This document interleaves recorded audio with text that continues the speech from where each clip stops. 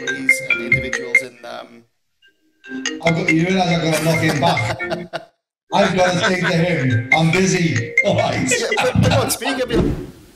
Hello and welcome to this very first episode of The Final Whistle with Ant, Martin and Nathan. Now, what is The Final Whistle? Well, it's three referees with varying degrees of experience, and we're getting together and we are talking about all things refereeing. It's not necessarily by the referees for the referees, it's by the referees for everyone.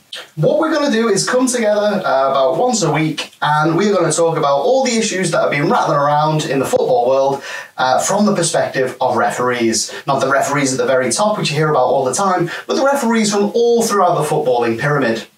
Now, for this first episode, myself, Martin and Nathan got together on Zoom and we had a big long chat about all things refereeing. That conversation went on for about an hour and a half. Now, we wanted each episode to be around 10 minutes long. Anything longer than that, it just gets a bit boring. So what we've done is for this first episode, we've chopped it up into several parts. We're looking to get about 3 or 4 parts out of this first Zoom chat altogether, and then after that we're going to be bringing in special guest referees, special guests from maybe outside of the refereeing world, and just having a good old natter about football from the referee's perspective. Having said that, this is the very first episode and part 1 of maybe 4, yeah, who knows, of The Final Whistle. As always, if you do enjoy this, please do leave a like, drop a comment and share this with your friends.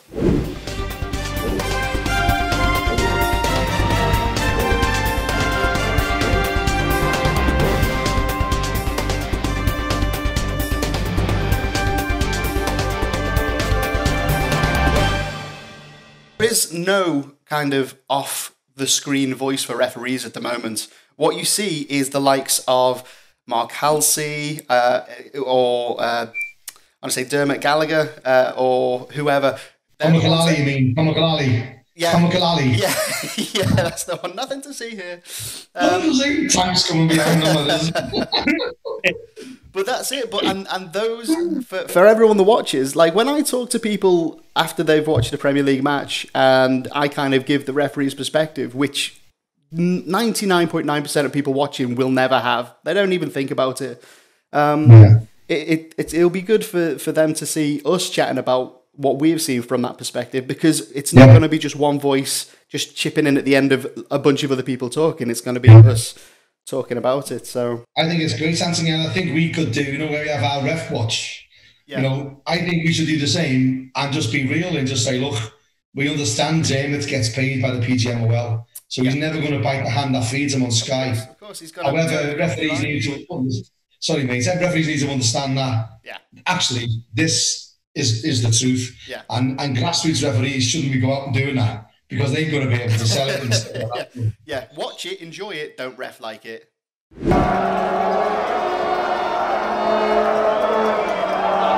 I saw there was one about 2 or 3 weeks ago, wasn't there, about the affiliation fees that were, some are offering them and some are not offering them and things like that. And I'm thinking, well, referees have lost out on a lot and they've stayed loyal, and some of them are even paying their affiliation fees again, but in the optimistic hope that obviously, we'll be back out as soon as possible. But, and I think that the conversation around that has been massive. And I also think that, but what I will say is as well, I saw one, I think it's down in Sussex, isn't there? There was one of the referees, it's a big part of your group, is transgender. And I think that's a fantastic thing that, obviously they've been able to then use your support network as somewhere where they can say to colleagues, oh, by the way, this is who I am. And I thought I was going to have to stop refereeing. And I was reading that, and I was reading all the all the messages, all the comments that were coming through as a result of that and things like that. And I was thinking, oh, that's absolutely wonderful that they've been able to lean on the support of colleagues, and use your forum for that. So I think there's so many things that are similar to what obviously I'm doing, because I've just written something about just went out last Friday about sort of sexuality and things like that to do with referees. So I think that it's not all obviously things that we can't say. I think it's both sides. It's really good, but it does surprise me that there are at least 2 that I know of that are refereeing professional level that are gay. And there's obviously no sort of openly gay players in the Football League or Premier League. And it does surprise me that it's something that seems to go a little bit under the radar. But obviously I do use, I talk about it in football generally, and then I drill it down to use Ryan's example of his story. And a culmination of interviews that he's given is what's provided the inspiration for all of that. And I read them all and put them all together and said, look, this is a story. And then more than anything, it's for the referees who follow the page who might not have come out yet, just to sort of feel a little bit like, right, okay, well, there are colleagues out there that are gay, and it's not a barrier to being a successful official. No, it's interesting because we've got we had someone approach us 2 weeks ago saying, I've noticed you haven't got an LGBT representative, but you've got BAMEs like Phil Prosser, who's all BAMEs, like he's ex-FIFA, Premier League, assistant referee, Football League referee, real good credibility. When this guy comes to us, I said, well, why have you flashed this up? And he said, well, I'm openly gay. I'm in Norwich RA. I would love to be your LGBT ambassador. I said, well, brilliant, let's do a bit of due diligence on him. So hopefully next week we'll announce that. And if you want to tie that in with Ryan or whatever, I mean, happy to do that. Whoever that person is, if you want to bring them on, and we could use this chat as a kind of springboard platform to launch a wider discussion into our respective social media channels. But I think it is, like Nathan was saying, it's very under the radar at the moment. It's like there are obviously LGBT plus referees and individuals in. You realise I've got to knock him back. I've got to say to him, I'm busy. All right. Come on, speak. I'll be like, yeah, listen, now's not a good time. Yeah. Sorry. There is plenty of LGBTQ plus, to get the title right, officials and people involved with football, but I believe they do play it down because they don't want it to have a negative effect on how they are either seen or perceived or anything like that by the wider football community. And so having an open discussion about it can only be a good thing. So I think that's... Yeah, I agree. And with Ryan, one of the other things that we're working on, but we're waiting to confirm, is we want to do, like you had the rainbow laces. Yeah. We want to do sky blue laces for the NHS and essential workers. Yeah. So I've set up people like in Clattenburg. I've talked to Ryan, and he said, "Oh, God, we'll get behind that." And he said, "You want to go towards Stonewall?" So they'll say, "Listen, we did it with our laces. Let's get the same sort of campaign." So I think the laces are going to be something like £1. Yeah. No profit, nothing. The supplier is going to do it. It's just going to do it at cost. But it's all about having a message that we're all together. So when grassroots comes back, if all the players and refs are wearing sky blue laces, I just think it'll be a real positive message that just... Yeah, definitely, and that is 100% everything. Something that everyone can get behind, because there's no political divide there. There is anything that praises the NHS, especially what it's been through in the last 3 or 4 months. Top priority and the highest profile to get that kind of thank you out there. So yeah, absolutely. Awesome. Yeah, I think it's easier as well if you look at it, because obviously, the top 2 divisions that are playing, and obviously the Football League as well, where the playoffs is. They've got things that are printed or sewn into kits, and that's not practical for grassroots players and officials and everybody who's involved at that level, but they might still want to get behind it. So I think it's an excellent idea,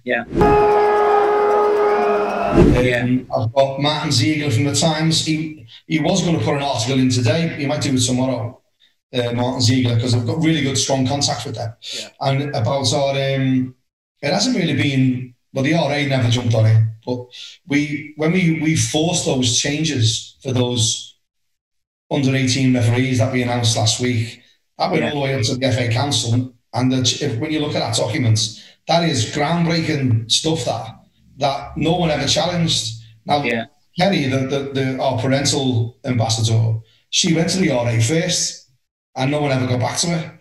She put a tweet out. I picked it up in an hour. Within 24 hours, she had a page on her website everything she wanted to do. So 6 weeks later, the RA started coming on board and letting her do stuff, and now the RA are trying to take praise with it. As normal, so the RA is 6 weeks behind. And it's like, it's really bizarre. And one of the problems I've got, so you both know the political part of it. I got suspended by the RA when I started up ref support. I've got all the letters saved. It was really, really funny because the RA around here was going bust. Yeah. I used to be chairman. I only left because my wife got diagnosed with cancer, so I chose to step away from the RA and look after her. Well, within 8 years, it collapsed because people never stand up to anyone, and that's why we met Anthony, Nate, because I used to organise trips to take about 15 people from the RA over to Holland, and we'd pay for everything. And the only deal was that they give us their match fees back, and that went to lower the other side of it. So anyway, it went under, and I tried to save them. They approached me, but they all voted on saying, yeah, let's go RA ref support. Same happened in Bristol. Same happened in Taunton. The RA stepped in and said, nah, it's the RA or nothing. And now Bristol closed down, no branch, 120 odd years. Western closed down, gone. West Somerset RA's gone. Bridgewater's now gone. It's all because that's not what they want. They want more of this, and they want more. Where you sit, Nate, is perfect because, you know, what you're producing and what you're delivering is really top quality content, delivered very professionally, which is there's a great market for that. And what we do, we talk about the stuff. We're the elephants in the room. You know, the subjects want to be talking about. So you will use a feather, and I'll throw a hand grenade into the room. You know what I mean? and I do it on purpose because I know there's people out there who will engage, and then you'll realise how stupid people are when they just say things because that's all they've ever been told. Yeah. So they just naturally believe it, and they think, oh, we must go against ref support because we know the FA don't really want them to have a voice so well. Yeah. They sort of go against us because they feel they should, rather than when they look at the message and think, oh, actually, I've never thought of that. I never thought of that. I guess they've just been spoon-fed by the RA the whole time. I was also chairman of my local RA in Ellesmere Port, and we would do all sorts. I was bringing, at that time, it was just a gathering of old men, and that's how I saw it, and that's what it was. And they would sit around and chat about the matches they had. And I was like, you know what? I've got the tech. I can bring in videos. We can talk about match incidents. And at the time, they were really up for it. But on delivery, they were just like, nah, do you know what? We'll just have our half pint. We'll chat about our matches. And as time went on, and I wasn't getting anywhere with what I thought would be an improvement, I was like, yeah, do you know what? I'm not going to engage with this. And at that time, I was running the referee forum as well, which is, like Martin said, I'd coerced a group of referees from that forum to go over to Holland, and there was about 6 of us, and we had a little bit of a crossover out there when we all met each other, all got very drunk. It was a great time. But